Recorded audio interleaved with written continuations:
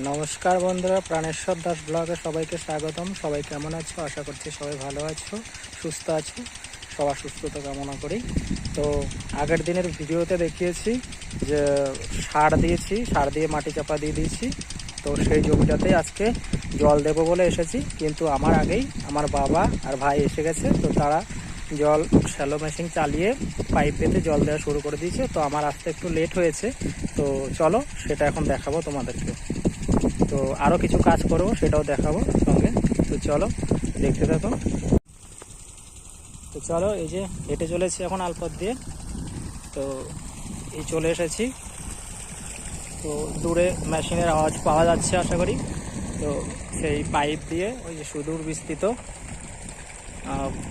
চলে গেছে ওইখান থেকে পাইপ এসে এই যে পাইপের মাধ্যম দিয়ে জল এসে পৌঁছেছে আমাদের। এই জল পড়ছে। তো এখন এই জমিতে জল দেওয়া হচ্ছে। অলরেডি জল যাচ্ছে, দেখছি জলের স্পিড কত। তো এইভাবে জলটা দিতে হবে। সার চাপা দেওয়া আছে গাছে। তো গাছের ডালপালা লতা পাতা মেলে দিয়েছে, ডগ মেলেছে। তো সার ফার দেওয়া ছিল কালকের। তো আজকে এখন এই যে জল যাচ্ছে, এই যে জল দাঁড়া ড্রেন, এই ড্রেন দিয়ে জল পাস হচ্ছে। তো এখানে আবার দেখছি একটা পাখি বসেছে, আমাকে দেখে চলে যাচ্ছে। তো এটা হচ্ছে মেন ড্রেন, এই মেন ড্রেন দিয়ে জল যাচ্ছে। তো এদিকটা এখনও বাকি আছে।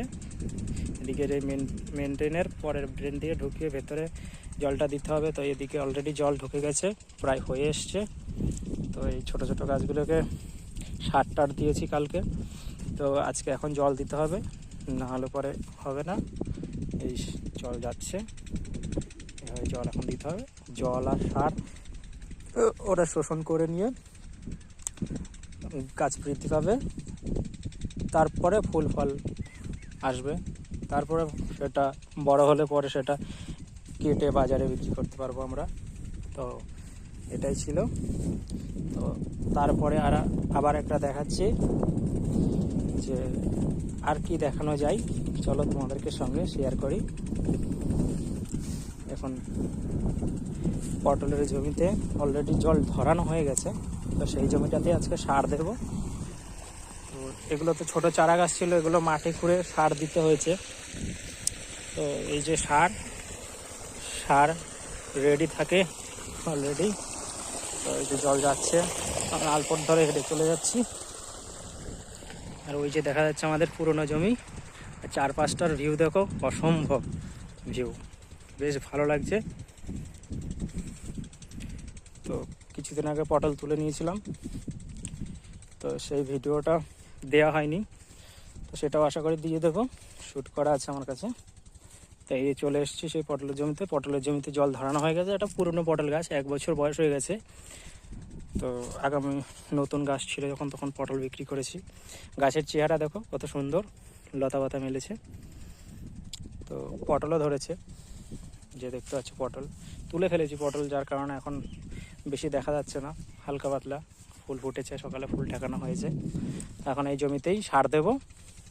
তো আমার ক্যামেরা ধরা, আমি তো শ্যুট করছি নিজেই। তো আমার ক্যামেরা ধরার লোক নেই বলে আমাকে নিজেই ক্যামেরা করে ধরতে হয়। তো এখন এভাবে সার নেবো, এই যে সার নিতে হবে আর এই সার দিতে হবে।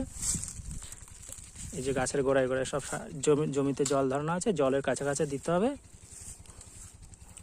তো এই যে সার দিচ্ছি, এইভাবে আরও দিতে হবে।